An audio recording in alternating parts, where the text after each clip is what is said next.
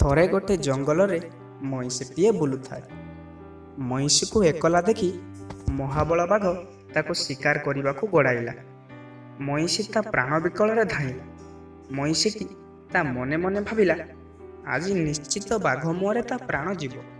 ଏମିତି ଜଙ୍ଗଲରେ ଧାଉଁଥାଏ, ପଛରେ ବାଘ। ମନେ ମନେ ଭାବୁଥାଏ, ଗୋଟିଏ ପୋଖରୀ ପଡ଼ନ୍ତା କି। ହଠାତ୍ ତା ନଜର ପଡ଼ିଲା ଗୋଟିଏ ପୋଖରୀ ଉପରେ। ସେ ତା ଦୌଡ଼ିବାର ବେଗ ବଢ଼ାଇ ଦେଲା। ପ୍ରାଣ ବିକଳରେ ସେ ପୋଖରୀକୁ ଡେଇଁ ପଡ଼ିଲା।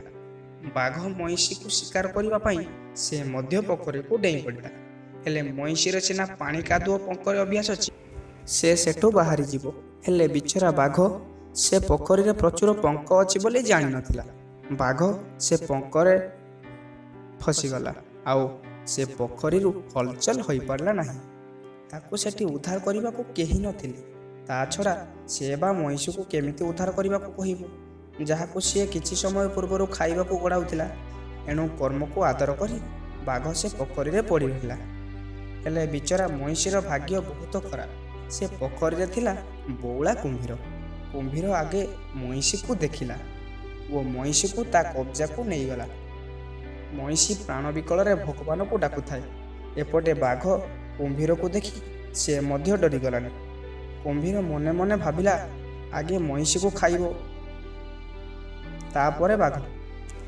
ବାଘ ତ ଏଠୁ ବାହାରି ପାରିବ ନାହିଁ, ତେଣୁ ବାଘକୁ ମୁଁ ଉପରଓଳି ଖାଇବି।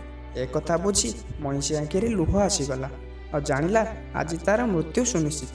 ତେଣୁ ସେ ମନେ ମନେ ଉପାୟଟେ ପାଞ୍ଚିଲା।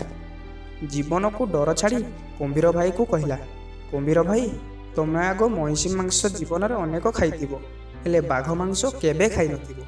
ଥରେ ଭାବ, ଯିଏ ହରିଣ ମାଂସ, ଠେକୁଆ ମାଂସ ଓ ଛେଳି ମାଂସ ଖାଏ, ତାର ମାଂସ କେତେ ସ୍ୱାଦିଷ୍ଟ ହୋଇଥିବ। ଆଗେ ବାଘକୁ ଖାଅ, ଆଉ ମୋ ପିଠିରେ ଶାନ୍ତିରେ ଶୋଇପଡ଼। ମୁଁ ଆଉ କୁଆଡ଼େ ଯିବି ନାହିଁ। ଯେବେ ବାଘ ମାଂସ ହଜମ ହୋଇଯିବ, ତାପରେ ମୋତେ ଖାଇବ। ଏ କଥା ଶୁଣି ବାଘ ନିଜକୁ ବଞ୍ଚାଇବାକୁ ଯାଇ କୁମ୍ଭୀରକୁ କହିଲା, କୁମ୍ଭୀର ଭାଇ, ମୁଁ ତ କେବେ ବି ଏ ପଙ୍କରୁ ବାହାରି ପାରିବି ନାହିଁ। ତମେ ମୋତେ ଖାଇବାର ଏତେ ବ୍ୟସ୍ତ କାହିଁକି? ଯଦି ମୋତେ ଖାଉ ଖାଉ ଏ ମଇଁଷି ଛୁ ମାରିଦିଏ, ତେବେ ଆଗ ମୋତେ ନ ଖାଇ ମଇଁଷିକୁ ଖାଅ। କୁମ୍ଭୀର ବିଚାର କଲା, ନା ନା, ମଇଁଷି ଠିକ୍ କଥା କହିଛି। ଯିଏ ହରିଣ, ଠେକୁଆ, ଛେଳି ମାଂସ ଖାଉଛି, ତା ମାଂସ କେତେ ସ୍ୱାଦିଷ୍ଟ ହୋଇନଥିବ। ମୁଁ ଆଗ ବାଘ ମାଂସ ଖାଇବି। ତେଣୁ ସେ ସଙ୍ଗେ ସଙ୍ଗେ ବାଘ ଉପରକୁ ଲମ୍ଫ ମାରି ବାଘକୁ ଶିକାର କଲା ଓ ମନ ଭରି ବାଘ ମାଂସ ଖାଇଲା। ବାଘ ମାଂସ ଖାଉଥିଲା ବେଳେ କୁମ୍ଭୀର କହିଲା, ଓଃ, କି ସୁଆଦିଆ ମାଂସ! ଜୀବନରେ ଏମିତି ମାଂସ ପ୍ରଥମ ପାଟିରେ ବାଜିଲା। ବାଘକୁ ଖାଇସାରିଲା ପରେ ମଇଁଷି ଉପରେ ଶୋଇଲା। କାଳେ ମଇଁଷି କୁଆଡ଼େ ପଳେଇଯିବ, ସେ ମଇଁଷିକୁ ମାରିପାରିଥାନ୍ତା। ଏବେ ମାରି ମଇଁଷିର ବାସି ମାଂସ ଖାଇବାର ମାନେ କ'ଣ? ତେଣୁ ସେ ମଇଁଷିକୁ ନ ମାରି ଆସନ୍ତାକାଲି ଖାଇବାକୁ ରଖିଲା ଓ ମଇଁଷି ଉପରେ ଯାଇ ଶୋଇଲା। ମଇଁଷି ବିଚରା କୁମ୍ଭୀରକୁ ପିଠିରେ ଶୁଆଇ ପାଣିରେ ଏପଟ ସେପଟ ପହଁରୁଥାଏ। କେବେ ବୁଡ଼ୁଥାଏ ତ କେବେ ଠିଆ ହେଉଥାଏ। ଏମିତି କରୁ କରୁ କୁମ୍ଭୀର ବାଘ ମାଂସ ଖାଇ ନିଘୋଡ଼ ନିଦରେ ଶୋଇପଡ଼ିଲା। କୁମ୍ଭୀର ନିଦରେ ଶୋଇଛି ବୋଲି ମଇଁଷି ଜାଣିପାରିଲା। ମଇଁଷି କୁମ୍ଭୀରକୁ ପିଠିରେ ଶୁଆଇ ପାଦ ଚିପି ଚିପି କୋଳକୁ ଆସିଲା ଓ କୂଳରୁ ଧୀରେ ଧୀରେ ଉପରକୁ ଉଠିଲା। ମଇଁଷି ପୋଖରୀଠାରୁ ବହୁତ ଦୂରକୁ ଚାଲିଗଲା, ଯେଉଁଠି ପାଖ ଆଖରେ ଗୋଟାଏ ଟୋପାଏ ପାଣି ନାହିଁ କିମ୍ବା ପୋଖରୀ ବି ନାହିଁ। ଏଥର ମଇଁଷି ପୁରା ସୁରକ୍ଷିତ, କାରଣ ମଇଁଷି ସିନା ପାଣିର ଦମ୍ଭ ନାହିଁ, ହେଲେ ଶୁଖିଲାର। ତା ଛଡ଼ା ମଇଁଷି ସିନା ପାଣିରେ ଦୌଡ଼ି ପାରିବନି, ହେଲେ ଶୁଖିଲାର ତାର ଆଉ କିଏ କ'ଣ କରିବ। ଏଣୁ ମଇଁଷି ପିଠିରେ କୁମ୍ଭୀର ଏବେ ବି ନିଘୋଡ଼ ନିଦରେ ଶୋଇଥାଏ। ସେ ପିଠିରୁ କୁମ୍ଭୀରକୁ ଏକା ଝଟକାରେ ତଳେ ପକାଇ ଦେଲା।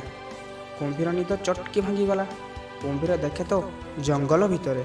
ଏହା ଦେଖି ତା ମୁଣ୍ଡ ଘୁରାଇ ଦେଲା। ପାଖରେ ମଇଁଷି ଛିଡ଼ା ହୋଇଛି।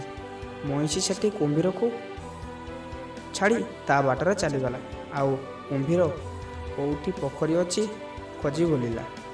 ହଁ ପିଲାମାନେ, ବିପଦ ସମୟରେ ଧୈର୍ଯ୍ୟ ହରା ହୁଅନ୍ତୁନି। ଉପଯୁକ୍ତ ବୁଦ୍ଧି ପାଞ୍ଚି ଠିକ୍ କାର୍ଯ୍ୟ କରନ୍ତୁ।